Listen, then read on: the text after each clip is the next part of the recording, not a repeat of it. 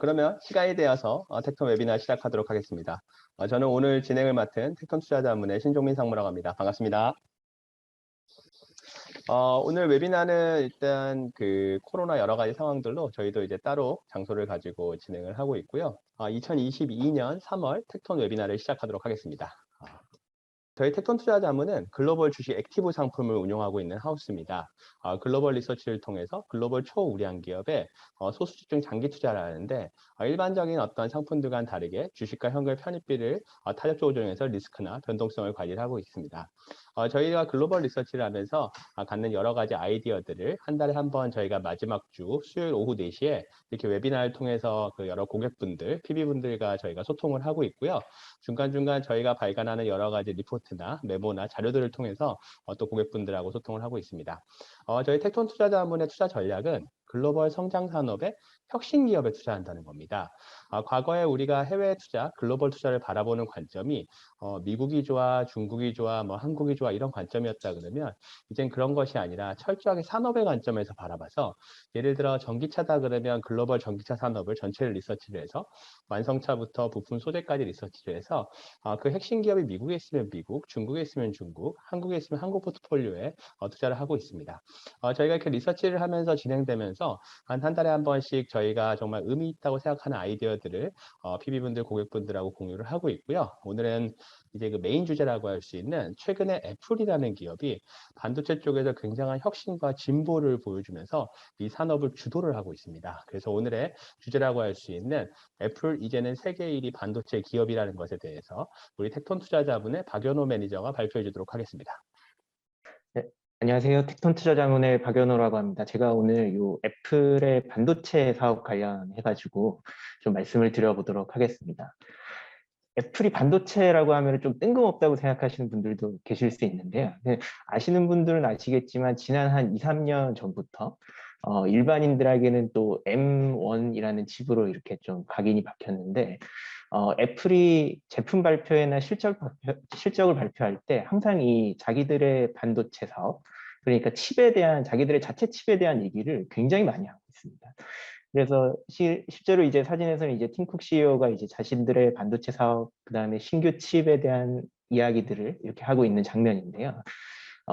그러면 왜 이 시점에 이렇게 애플이 갑자기 반도체, 특히 이제 자기들의 자체 반도체, 독자 개발한 반도체 얘기를 하고 있는지, 이게 갑자기 이루어진 일인지, 아니면은 뭐 앞으로 어떤 계획을 애플이 갖고 있어서 이런 반도체 관련 이야기를 자꾸 하고 있고, 또 다른 회사들도 반도체 회사들이 아시다시피 굉장히 많지 않습니까? 뭐 인텔이나 엔비디아나 AMD 같은 회사들도 있는데 애플이 왜 1위 반도체 산업에서 1위라고 평가받을 수 있는 지점까지 이렇게 왔는지 그런 부분들에 대해서 오늘 좀 이야기를 해보도록 하겠습니다.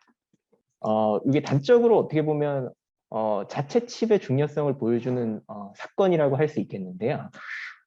최근에 이제 삼성 갤럭시 신제품에 GOS라고 해가지고 이제 소프트웨어로 하드웨어 성능을 좀 일부 제한하는 그런 어떤 기능인데 이걸로 굉장히 지금 이슈가 많이 되고 좀 논란이 되는 걸 다들 알고 계실 겁니다. 이거는 국내 기사에서도 이런 GOS 관련해서 삼성에 굉장히 이제 비판적인 기사가 많이 나오고 특히 여론이 굉장히 안 좋죠. 그래서 실제로 그 한종희 사장이 나와서 관련 사안에 대해서 이제 사과도 하고 했는데요.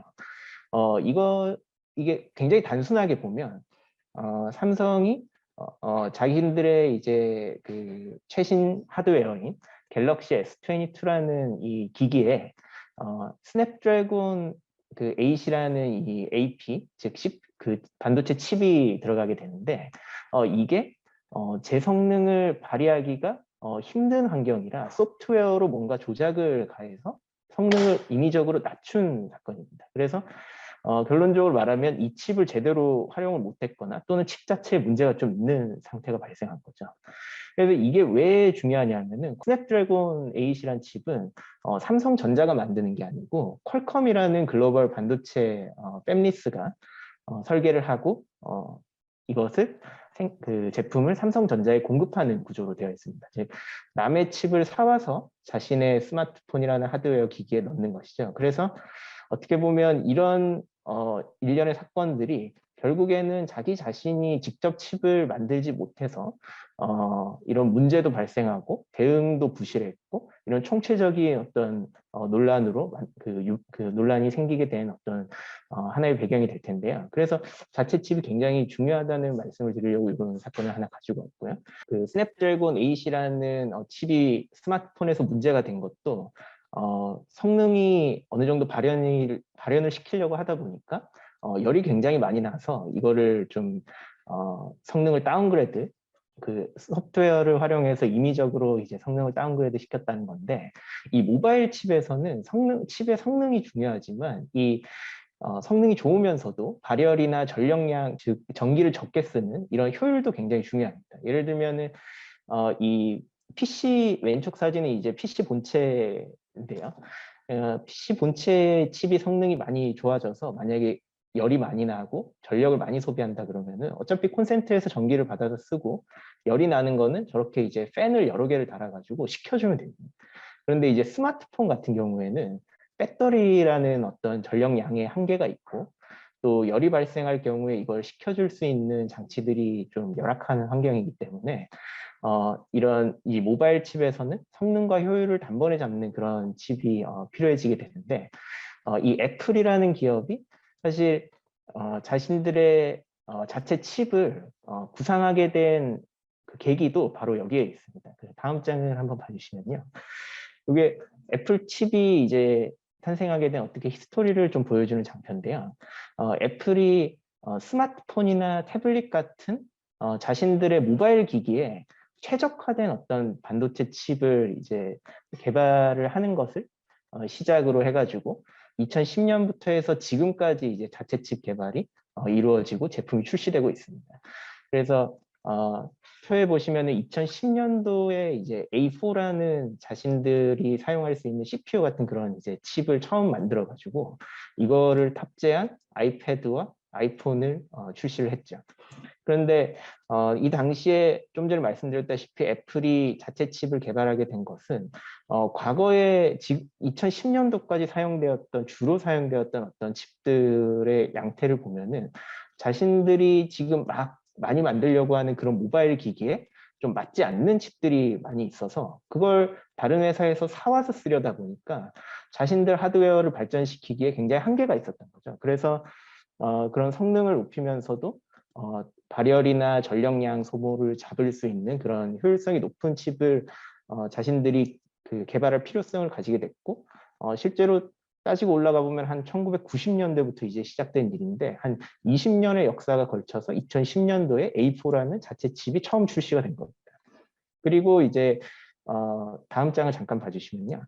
그래서 이제 실제로 이제 아이폰이 이제 2008년도부터 해서 한 2015년도까지 판매량이 급속도로 늘면서 어떻게 보면 2억 대 이상 판매량이 늘면서 전 세계 스마트폰 시장의 성장을 어떻게 보면 이제 캐리를 한 건데 이 과정에서 좀 전에 보셨던 그런 A4 칩이 2010년에 나옴으로 해서 굉장히 혁혁한 공을 세웠다고 할 수 있죠. 자신들이 자체 칩을 만들어서 아이폰이라는 스마트폰을 만들다 보니까 굉장히 이제 추진력 있게 이렇게 이제 신제품을 계속 출시를 해 나가면서 발전시킬 수 있었다라는 말씀을 드릴 수가 있겠고요. 그 뒤쪽을 잠깐만 다시 봐주시면요.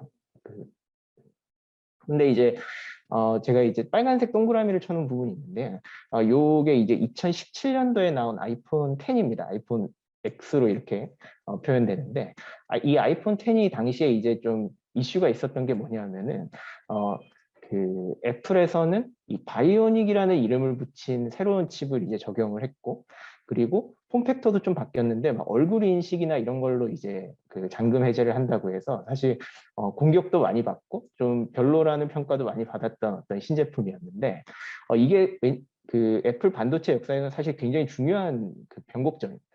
그 아래쪽 요 동그라미 부분의 아래쪽에 보시면 초록색 네모가 이제 그 GPU에 대한 설명인데요. 그래서 애플이 자체적으로 만든 GPU, 그러니까 이미지나 동영상을 처리할 수 있는 그 칩을 자기가 직접 설계한 거를 요 아이폰 10에 처음 적용을 시켰고요.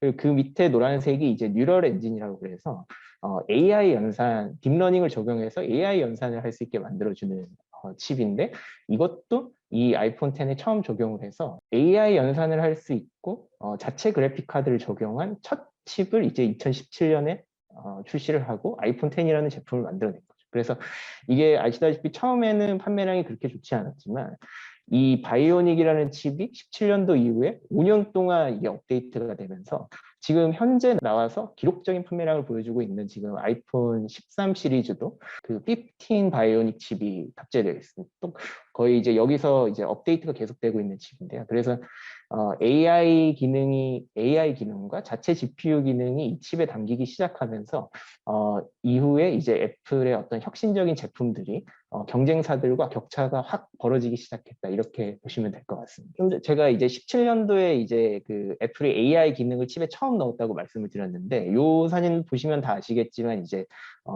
알파고가 16년도에 그 대중들한테 충격을 줬었거든요. 그래서 구글이란 기업은 이 딥러닝을 알파고라는 어떤 바둑 솔루션에 이제 적용을 시켜가지고 이세돌이라는 기사한테 승리하면서 대중들한테 굉장히 큰 인상을 남겼었는데 애플이란 기업은 요 다음 해에 자기들이 전 세계적으로 이제 몇 천만 대를 파는 그 스마트폰에다가 AI를 상업적으로 적용을 바로 시켜버린 거예요. 그래서 어떻게 보면은 이제 구글보다 AI를 훨씬 더 잘 이해하고 상업적으로 활용했다고 이제 말씀을 드릴 수가 있겠고요. 그것이 그 2017년도부터 지금까지 애플이 스마트폰 점유율이 어떻게 보면 상승하기도 하고 그 애플 스마트폰에서 경쟁력을 그 경쟁사들 대비 확 끌어올릴 수 있게 된 그런 계기라고 말씀드릴 수가 있겠습니다. 다음 페이지를 잠깐 봐주시면 그래서 실제로 이제 아이폰이 시장에서 가지고 있는 포지션이 어느 정도 되냐 저희가 대수로 따지면 2억 4천만 대이기 때문에 한 17% 정도 되는데요. 매출액으로 환산을 하면 아이폰이 워낙 고가기 때문에 거의 한 44%, 45% 가까이 차지를 하고 있습니다. 이 말인즉슨 다들 아시겠지만 뭐 이익으로만 따지면 이게 거의 한 7, 80%까지 올라가죠. 그래서 스마트폰 시장을 장악을 하고 있다고 말씀을 드릴 수가 있겠는데요. 이게 제가 가장 앞에서 말씀드렸던 이 애플이 다른 반도체 기업들보다 앞으로 잘할 수 있고 지금도 잘하고 있는 어떤 이제 근거가 된다고 할 수 있겠는데요. 바로 이 하드웨어 생태계를 이 고성능 칩이 적용되는 하드웨어 생태계를 이제 애플이 굉장히 이제 탄탄하게 갖추고 있다는 겁니다. 스마트폰이 고성능 칩이 적용되는 디바이스 중에서는 대수가 가장 많습니다. 13억 대 뭐 이렇게 되는데요. 근데 여기서 애플이 시장을 꽉 잡고 있고 그리고 그 스마트폰 외에도 애플이 지금 생산하고 있는 고성능 디바이스들이 뭐 아이패드 같은 경우에 지난해 6천만 대 가까이 팔렸고요. 노트북이나 이제 컴퓨터 같은 맥 시리즈가 거의 한 2,600만 대 이 정도 이제 팔렸습니다. 그러면은 이런 고성능 칩이 적용되는 자기들이 생산하는 그런 디바이스 생태계가 4, 5억 대까지 이렇게 늘어나고 있는 그런 상황입니다.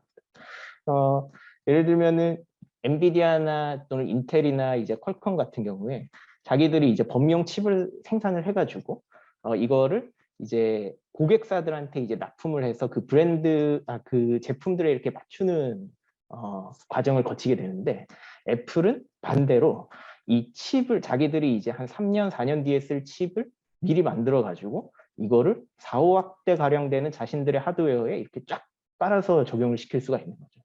이게 특히 이제 최근에 보시면은 이제 지난 3월에 이제 아이폰 SE3라는 저가형 모델, 보급형 모델을 발표를 했는데 여기도 그 A15 바이오닉 칩이 이제 들어가거든요. 이 말인즉슨 이게 비싸면은 이런 저가형 모델을 넣을 수가 없지 않겠습니까? 자기들 기준으로 생산비가 비싸면은.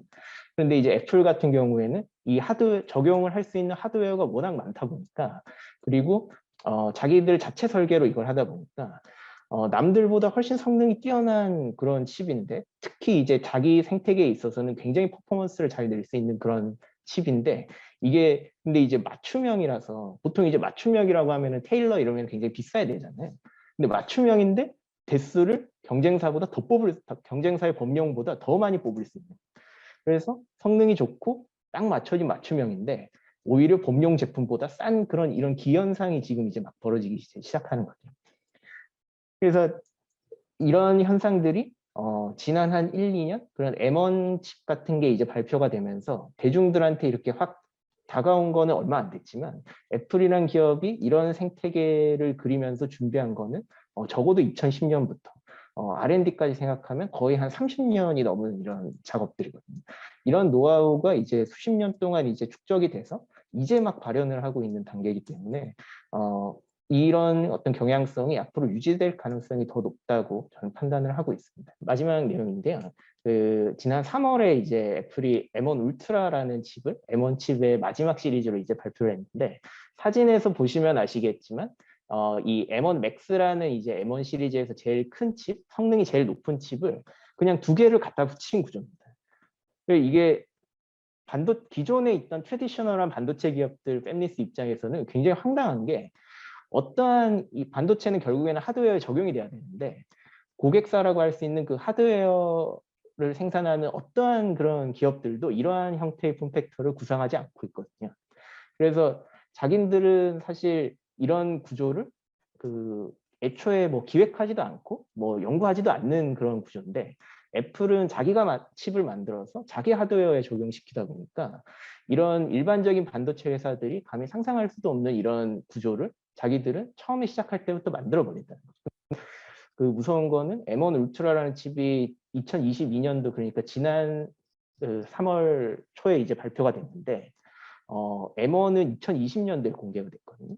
그런데 애플이 반도체 같은 걸 준비할 때 한 3년에서 4년 정도 걸립니다, 프로젝트가. 그러면은 M1 울트라가 22년 3월에 나왔는데 이 M1 울트라를 이렇게 합쳐서 만들어야겠다는 생각을 한 5, 6년 전에 이미 하고 있었던 거예요. 그래서 이런 생각을 가지고 지금 이제 프로젝트를 해서 M1 울트라라는 칩까지 나오게 된 겁니다. 그래서 애플이라는 기업이 하드웨어 생태계가 굉장히 짱짱하고, 알다시피 애플은 최근 분기에 매출이 150조에 이익이 50조에 달하지 않습니까? 그래서 이런 충분한 어떤 캐시플로우, 그리고 이것을 자기가 칩을 만들어서 자기 하드웨어에 적용시키는 이런 굉장히 특이한 구조, 어떤 기업도 따라할 수 없는 이런 서플라이 체인 어떤 형태를 가지고 R&D를 하고 있기 때문에 M1 울트라가 어떻게 보면 시작일 수 있는 거죠. 앞으로 이제 애플이 보여줄 반도체에서의 어떤 혁신이 지금이 시작이고 앞으로 보여줄 게 훨씬 더 많다, 이런 말씀을 좀 드리고 싶습니다. 네. 제가 단순하지만 몇 가지 질문을 드려보면은, 삼성도 뭐 엑시노스라는 뭐 칩도 자체적으로 만들려고 하고 여러 가지 뭐 시도들이 있었는데, 애플의 가장 이렇게 스마트폰의 경쟁자는 삼성이라고 하면, 삼성은 저런 전략이나 저런 칩을 만들 수가 없는 건가요? 사실 거의 없다, 이렇게 말씀드릴 수 있을 것 같은데, 근데 사실 이제 그 이유가 뭐냐면은, 좀 애플이 자기 자체 CPU를 개발하기 시작한 지, R&D를 한 지 한 30년 이상 이렇게 되고 있고, 근데 그래서 이제 결국 겨우 이제 이 정도의 이제 그림이 이제 나오고 있는 거거든요. 그런데 삼성이 지금부터 이걸 투입해서 하려면은 사실 애플보다 더 많은 시간을 투입해야 될 수도 있는 거예요. 그러니까 일단 물리적으로 굉장히 힘들고요. 그다음에 두 번째는, 지금 보시면 알겠지만 애플은 사실 이런 반도체 내용들이 사실 찾으면 잘 안 나옵니다. 왜냐하면은 뭐 퀄컴이든 인텔이든 엔비디아 같은 반도체 전문 회사들은 고객사들한테 자기 제품을 팔아야 되니까 신제품이 나오면 자기 신제품이 어떻다고 엄청 잘 광고를 하고요. 고객사들과 커뮤니케이션 하기 위해서 여러 가지 정보를 공개를 하는데, 애플은 자기가 만들어서 어차피 자기가 쓰거든요. 이런 굉장히 이제 폐쇄적인 구조에서 오랫동안 이제 개발을 통해서 만들어가는 이제 경쟁력이기 때문에 삼성이나 어떤 제3의 반도체 전문 기업들이 이 모델을 금방 따라하는 게 좀 힘들다고 보시는 게 맞을 것 같습니다. 알겠습니다. 어떻게 보면 경쟁자 입장에서는 굉장히 좀 무서운 전략인 것 같고요. 네. 더 많은 질문을 하고 싶지만 시간 관계상 넘어가도록 하겠습니다. 네, 네. 발표해 주신 박연우 매니저 감사합니다. 감사합니다. 네, 자, 그럼 다음은 저희 글로벌 투자 전략에 대해서 저희 텍톤 투자자문의 남동준 대표가 발표해 주도록 하겠습니다. 네, 안녕하세요. 네, 반갑습니다. 조금 새로운 환경에서 이렇게 줌 회의를 하니까 또 새롭긴 하겠네요. 한 30 몇 분 정도 들어오셨는데 정말 반갑습니다. 아까 뭐 우리 박연호 대리께서 이렇게 자세하게 설명했는데, 아마 기술적인 여러 가지 용어들이나 이런 게 좀 익숙지 않아서 좀 헷갈릴 수도 있는데, 우리가 굉장히 이렇게 심도 있게 생각하고 있고 앞으로 우리 투자하는 데에서 굉장히 중요한 여러 가지 어떤 팩트들을 이렇게 말씀드린 것 같고요. 우리가 조금 다음 기회라도 시간이 된다고 하면 같이 한번 커뮤니케이션 해볼 만한 충분한 주제인 것 같습니다. 뭐 오늘 글로벌 투자 전략 제가 지금 말씀드릴 부분으로 넘어가겠는데요. 일단 제목이 조금 황당할 수도 있습니다. 너무 앞서가는 느낌이라고도 할 수 있는데요. 이게 데탕트입니다. 이게 하회와 어떻게 보면 윈윈하는 협력의 장 이런 것들에 대해서 제가 한번 이름을 좀 너무 앞서가기도 하고 좀 막연하기도 하겠지만 일단 데탕트로 시작을 하려고 합니다. 낯설지만 한번 들어보셔도 좋을 것 같아요. 그다음 페이지 부탁합니다. 지금 뭐 오늘 뭐 기사에도 많이 나왔죠. 일단 우크라이나 관련돼서 러시아와 우크라이나 간의 어떤 공방전들이 조금 줄어들고 있고 또 자기들끼리 어떤 협상 테이블에 나서기 위한 여러 가지 사전 조치들을 취하고 있습니다. 일단 영어식으로 표현하면 드라마티컬리하게 이제 서로 싸우는 것들이 좀 줄어들게 될 거고요. 같이 협상 테이블에서 어떤 의제로 토론을 할 건지 이제 나왔죠. 벌써 한 달이 넘었습니다. 지난번 제가 웨비나 할 때 제가 말씀드렸듯이 독자적 공생이라는 주제로 말씀드렸듯이 이 우크라이나와 러시아의 관계는 30년 역사에 갈등과 해소의 과정이 이어지고 있다. 그래서 이번에도 아마 실제로 키예프 공화국을 전복하는 것이 아니라 크림반도 그다음에 돈바스 그 중간에 마리우폴이라고 하는 도시의 어떤 영토를 통해서 소련이 이제 자존심을 세우고 키예프 공화국 중심으로 우크라이나는 어떻게 보면 좀 영세 중립국이라고 해야 되나요? 그런 식으로 아마 주제를 정해서 다시 아마 협상 테이블에 나설 것 같습니다. 근데 뭐 꼭 이런 거 가지고 제가 뭐 대탕트라고 얘기 드리는 건 아닌데 우리가 지금 겪고 있는 게 만성이 돼서 그렇지 굉장히 심각합니다. 어떤 거냐면 전염병이 지금 2년 이상 넘어가고 있고 심지어는 전쟁까지 나오고 있습니다. 그리고 각 국가별로도 꼭 겉으로 드러난 전쟁은 아니지만 경제적 전쟁, 보호무역주의 뭐 심각합니다. 과거 2차 대전 그 전에 어떤 전쟁과는 다르겠지만 굉장히 이 수면 아래에서 갈등과 어떤 해소의 과정들이 계속 이어지고 있다. 이렇게 생각을 하고 있습니다. 근데 이렇게 심각한 상황에도 불구하고 우리들이 어떻게 보면 같이 살 수밖에 없는 그런 구조가 지금 현재 구조다. 이렇게 하는 게 제 현실 인식입니다. 그래서 이 우크라이나와 러시아뿐만이 아니고 지금 거의 한 3년, 4년째 이어지고 있는 차이나와 미국 간의 관계도 어떤 실마리들이 보이고 있습니다, 사실. 겉으로는 이제 미국에 상장돼 있는 중국 회사들 뭐 없애겠다, 상장 폐지시키겠다. 그 중국도 내부적으로 뭐 우리가 왜 미국 가서 상장하냐, 뭐 또 관세나 이런 문제들이 계속 얘기가 되고 있는데 실제로는 우리가 전쟁이나 기타 갈등 속에서 언론 지상이 잘 나오진 않지만 정리를 해보면 이런 것들이 좀 나옵니다. ZKH라고 하는 회사, 뭐 자칭 산업재에서는 자기들이 아마존이라고 불릴 만한 중국 기업이 미국 상장을 하려고 하니까 중국 감독국에서 지금까지는 디디 출신 이후에는 아주 부정적이었다가 최근에 보면 ZKH 관련해서 상장을 해도 된다라고 이제 얘기를 한 거죠. 그런 게 아마 2월 달 정도 기사에 나왔을 거고 미국에 상장된 중국 회사 때문에 시끄럽지만 실제로는 미국 상장 기업의 회계 정보를 공개해야 된다라고 중국 정권 감독이 이제 얘기를 하는 기사들이 또 한 3월 달에 나옵니다. 그전에는 또 최근에 나온 뉴스인데 또 중국산 제품에 대해서 관세 유예가 한 350개 정도 품목에 대해서 유예되고 있는데 그게 이번에 끝납니다. 끝나는데 다시 연장을 하는 거죠. 또 중국산 태양광 패널에 대한 규제도 실제로 규제는 계속되지만 그 규제 속에서 어떻게 보면 미국 애들이 중국산 태양광 패널들 더 쉽게 수입할 수 있도록 규제를 변화시킵니다. 이게 뭐 확 드러나지는 않지만 아주 밑바닥에서부터 조금씩 실마리들을 만들어 가고 있는 거죠. 이게 아마 공통의 목표입니다. 어떤 거냐면 인플레이션 때문에 중국이든 미국이든 그리고 새롭게 형성되고 있는 산업에 대해서 정책적 지원을 아껴야 하지 않는 상황인데 이렇게 풀지 못하는 부분들을 해결하려고 하는 거죠.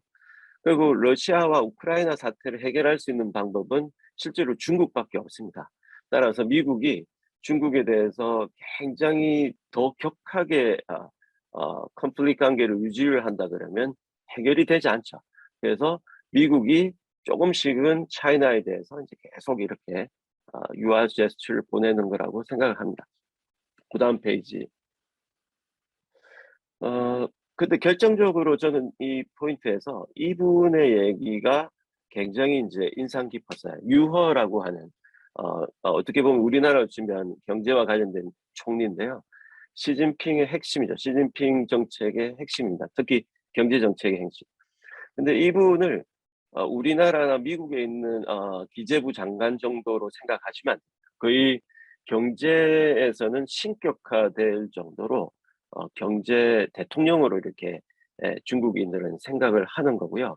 그분이 이렇게 대중이라고 표현하기는 이상하지만 충분히 많은 사람들 앞에서 어떤 중국 당국, 중국 경제 당국의 의지를 명확하게 표현한 것은 처음입니다. 지난해 12월 그 전 해에도 계속 얘기를 했지만 이렇게 굉장히 명확한 어조로 얘기한 건 처음인데 그 중국 관련된 여러 가지 금융시장에 대해서 한 세 가지 정도로 어, 이제 얘기를 하죠. 그래서 아주 희귀한 이례적인 행동인데요.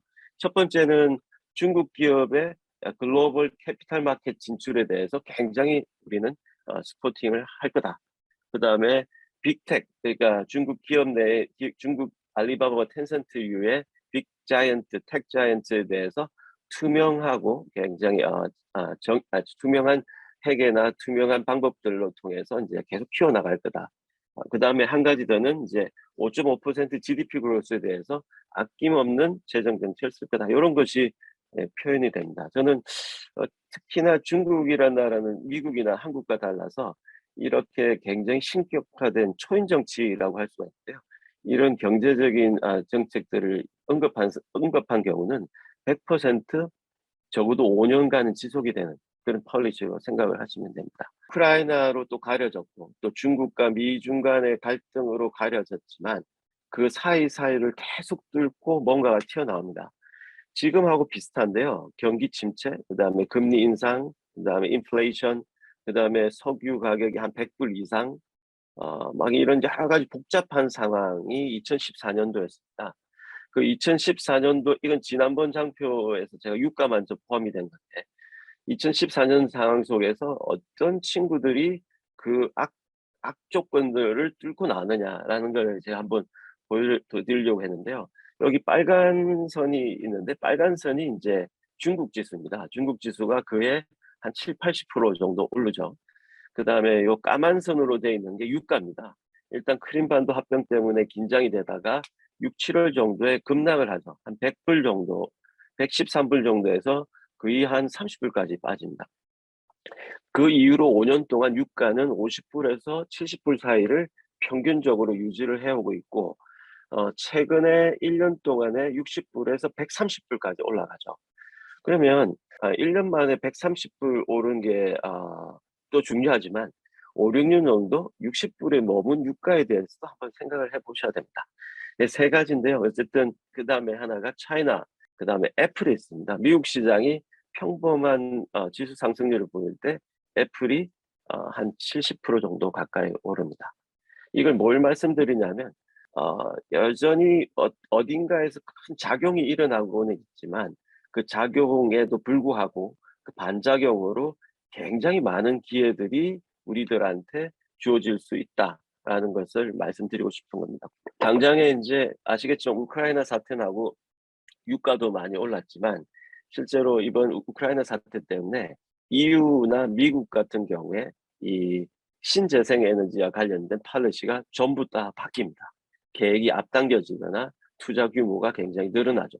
특히 미국 같은 경우도 바이든이 취임부터 뭐 리뉴얼을 하겠다고 했다가 전혀 안 하고 있었습니다. 근데 이번 기회를 통해서 풍력단지를 대서양, 북대서양 쪽에 이제 만들게 되죠. 이유도 뭐 2030년, 35년 계획들을 거의 앞당겨서 더 이제 취하려고 하고 있습니다. 그 다음 페이지 보시면 이런 영향으로 어쨌든 최근 한두 달 사이 정도에 뭐 베스타스나 이런 회사도 많이 올랐지만 미국의 태양광 관련돼서 모듈이나 설치해주는 회사, 인페이즈 같은 회사도 실제로 뭐 150, 60불 하다가 200불 정도로 오르는 이런 모습들을 보실 수 있을 겁니다. 그 다음 페이지. 이런 회사들도 있는데 2014년도에 뭔가 뚫고 나온 회사들도 아까 말씀드렸죠. 2022년도에도 실제 주가는 좀 아닐 수는 있지만 전천후 컴퍼니들이 보입니다. 스태그플레이션 얘기 많이 하잖아요. 그래서 경기 침체, 인플레이션. 인플레이션 시대에 가격을 올리고 경기 침체에 마켓 쉐어가 늘어나는 회사들이죠. 인플레이션 되니까 뭐 안 팔릴 거고 또 경기 침체 되니까 안 팔릴 거고 뭐 이렇게 생각하는데 실제로 인플레이션을 전가할 수 있고 또 마켓 쉐어까지 늘어나는 회사는 뭐 어떤 회사일까요? 아까 말씀드렸듯이 조금 우리가 익히 아는 회사들이지만 그래서 잘 이렇게 접근하기 힘들지만 애플, 나이키 이런 회사들입니다. 이 두 회사가 공통점이 있죠. 글로벌 스플라이 체인의 핵심입니다. 모든 걸 글로벌 아웃소싱하고 있어서 우리가 스플라이 체인에 문제가 생겼다고 하면 이 회사들이 문제가 됩니다. 근데 문제가 안 되고 있죠. 어떤 방법으로? 혁신으로 하고 있습니다. 나이키는 다이렉트 세일즈가 뭐 중국 문제 때문에 중국 마켓이 확 줄어들었음에도 불구하고 나이키의 다이렉트 세일즈 때문에 굉장히 크게 마켓 쉐어가 늘어나고 있고요. 애플은 사실 이 기회를 통해서 굉장히 최고성능의 PC도 만들고 성능은 고성능이지만 가격도 50만 원짜리를 만들어 버립니다. 마켓 쉐어를 어마어마하게 늘리려고 생각을 하고 있는 거죠. 이 전천후 컴퍼니입니다. 뭐 비바람이 치고 폭풍이 몰려쳐도 그냥 자기 갈 길 가는 회사. 이런 회사들은 변동성을 이용해서 우리가 충분한 비중을 테이크해야 됩니다. 그리고 또 한 가지 조금 뭐 대탕트다 뭐다 이렇게 좀 정신없이 했지만 앞으로 우리가 어떤 식의 흐름을 갈 거다라는 것들이 좀 보이는데요. 위기 때마다 자사주 그로스가 굉장히 커지는 걸 볼 수가 있습니다. 아까 뭐 좀 이렇게 형광펜으로 해놨는데 2004년, 그다음에 2010년, 2014년, 18년, 22년 뭐 다 아시겠지만 2008년도 또 금리 인상 때문에 2008, 9년도에 이제 우리가 아시겠지만 큰 금융위기가 왔었고 2004년도에도 그런 일이 있었죠. 그래서 2014년도에 아까 크림 반도나 그런 문제가 있었고 2004년까지 가면 너무 깁니다. 2022년도 최근에도 보면 자사주 매입, 특히 뭐 미국 기업들의 자사주 매입이 이익 예상치와 함께 사상 최고치를 경신하고 있습니다. 어디선가에 더 많은 자금들이 더 좋은 회사 그리고 낙폭과대지만 빨리 이렇게 사야 되는 회사에다가 돈을 밀어넣고 있는 거죠. 이게 이제 현실입니다. 상황은 네거티브로 물들여져 있지만 그 이면에는 이런 기회를 통해서 굉장히 많은 기회를 테이크하고자 하는 인베스터들이 들끓고 있다는 거죠. 그 다음 페이지 보시면. 그래서 마지막 스트래티지 전략의 핵심은 그럼에도 불구하고 뭔가 이루어지고 있다는 거죠. 저는 벌써 소규모 버블이 한번 터졌다라고 생각하고 있고요. 전쟁이나 기타 팬데믹은 우리한테 면역력을 증강시켰다고 생각을 합니다. 또 그 사이에 우리가 이런 여러 가지 네거티브 팩터 때문에 시장이 재편됐고 생각보다는 건전해지고 있는 거 좀 안타깝지만 뭐 많이 손실도 나고 했겠지만 사실은 건전해지고 시장이 재편되고 있다라고 생각합니다. 그래서 여기서 우리가 선별된 기업들 두 가지 트랙으로 가져가야 되는데 낙폭과대지만 일시적일 수 있는 회사죠. 그리고 변동성을 이용해서 뭐 일시적이든 아니든 구조적으로 우리가 시장 확대되고 가격을 자기 마음대로 조절할 수 있는 회사들은 이럴 때 풀 포지션으로 가져가야 됩니다. 그러고 나서 이제 좀 정상적이 됐을 때 우리가 좀 세틀라이트 이렇게 위성 전략처럼 좀 모멘텀을 가진 주식도 또 사 들어가고 또 팔았다가 또 사 들어가기도 하고 이런 식으로 가져가야 되지 않을까 이렇게 생각을 하고 있습니다. 미국 같은 경우에는 저희들이 지금 빅텍 위주에서 빅텍하고 뭐 가지고 있는데요. 뭐 애플 조금 더 샀고요. 또 넷플릭스도 좀 밑에서 좀 걷어들였고 뭐 이렇게 돼 있습니다. 또 중국도 신재생 에너지나 반도체 쪽에 조금 더 비중을 늘려나갔고 한국은 여전히 사실은 거의 핵심이 콘텐츠로만 돼 있습니다. 뭐 JYP 요즘 많이 오르기도 하지만 또 저희들 하이브나 이런 주식들 계속 유지를 하고 있습니다. 일본, 유럽도 각각의 각 국가가 특화된 산업들에서는 굉장히 경쟁력을 보이고 있기 때문에 그 회사들도 조금씩 늘려나가고 있는 상황입니다. 그래서 4월에는 뭐 우리가 금방 이게 끊어져서 대땅 뜨고 되고 그동안에 있었던 일들이 다 없어지는 건 아니지만 우리가 그 실마리를 찾아서 적어도 2, 3개월을 두고 저희들 그런 회사들을 이런 기회에 그럼에도 불구하고 풀 포지션으로 집중해서 매수할 생각을 가지고 있다. 이렇게 마무리를 짓겠습니다. 이상입니다. 그러면 제가 이제 투자자분들이 궁금해하는 몇 가지만 질문하면 제일 많이 듣는 질문이 이제 전쟁이 아직도 지속적인데 지금 주식을 사야 하느냐? 이거 끝나고 나서 몇 달 있다 사면 되는 거 아니냐? 이런 질문들을 하시는데 거기에 대해서는 어떻게 답변하시는지? 그렇죠. 이제 최근에 저희들 뭐 계좌도 일부 환매가 이루어지는 경우도 있고 뭐 새로 들어오신 분들이 들어오시려다가 또 못무대시는 분들도 있고 또 애널리스트나 또 스트레티지도 얘기를 들어보면 확실하죠. 어떤 거냐면 요런 변동성이 마무리되는 시점에 우리가 사러 들어가야 된다. 당연한 말이죠. 당연한 말인데 그때쯤 되면 사실 기회가 없다고 봐야 됩니다. 여전히 혼란스럽지만 7대3 아니면 8대2로 사실 네거티브 팩트가 80% 정도 될 때 실제로 우리가 알파를 얻을 수 있는 거지 확인이 드러난 상태에서 누가 그 기회를 못 잡겠습니까? 그거는 뭐 우리가 리스크를 얼마나 지느냐에 따라서 알파가 만들어질 수 있는 것처럼 그렇게 됩니다. 단언하건대 전쟁이란 것이 우리의 공생관계 때문에 절대 세계대전처럼 뭐 이렇게 파국이나 크레딧 리스크까지 가지 않는 이상 지난 30년 동안 한 번도 확산된 경우는 없다.